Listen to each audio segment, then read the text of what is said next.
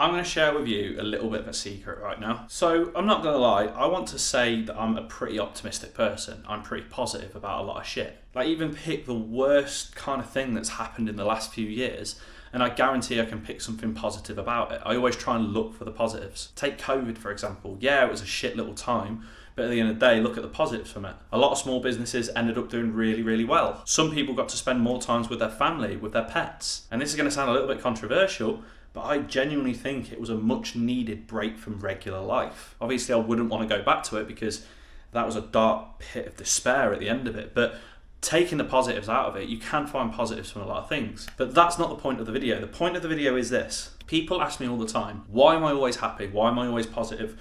Why does bad things not really affect me too much? Well, it's pretty simple, really. And it's probably going to be a little bit of an unorthodox way to look at things, but ultimately, this is how I deal with shit. Everything that happens, whether that's good or bad, is my fault. I blame everything that happens to me, personally, on myself. If something bad happens to me, then it's ultimately down to the fact that I didn't do enough to stop that from happening, or I actually did something to cause it. For example, if I end up getting overweight, getting fat, becoming less strong than what I am now, then ultimately that comes down to the fact that I didn't go to the gym enough. I didn't watch my eat. I didn't get enough steps in. If a relationship ends pretty badly, then that comes down to the fact that either I didn't try enough, or I didn't think of things in the right way, or I didn't do something which I should have. Now again, there's going to be a lot of people out here that say that's the wrong way to think about things. Sometimes it's not your fault. Sometimes it's just the time isn't right, or it's the person that wasn't right, or any of that. Sure, you are right in saying that, but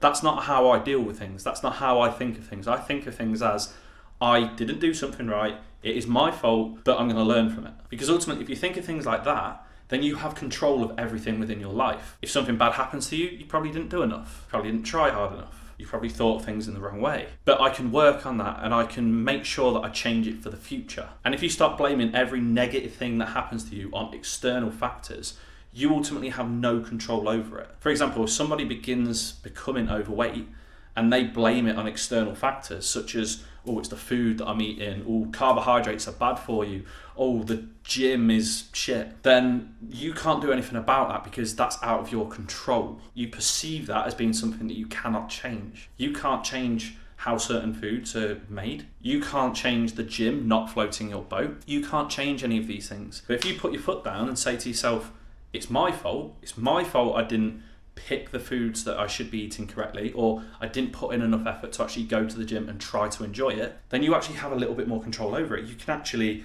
say to yourself, I haven't done enough of this, and I'm going to learn from it in the future. I'm going to start doing this, I'm going to start doing that. Because being out of control of everything that happens in your life is ultimately the thing that brings about overwhelm, and by expansion, unhappiness. I don't recommend this method of staying happy to anybody, I really don't, because when I look deep at it, it can feel a little bit of a toxic, unorthodox way of thinking about things. But again, it's the thing that makes me happy. It's the thing that keeps me sane. Me focusing on what I haven't done and using that as an opportunity to learn on it. So if you feel like you need a way which can help you become happier and which help you maintain your sanity, then maybe take a leaf from that book if you want. Again, I'm not promoting you do this, but you know what? If you want to give it a go, I'm not going to stop you, because it does require a little bit of mental hardiness to be able to put up with that. If you didn't have mental hardiness, you'd be fucked. Like, you'd be upset quite a lot of the time. So yeah, that's how I stay happy. That's how I stay sane. That's how I stay so positive and optimistic about a lot of shit. That's how I always look for good things in other people, because I blame everything on myself. But again, that's not me asking for sympathy.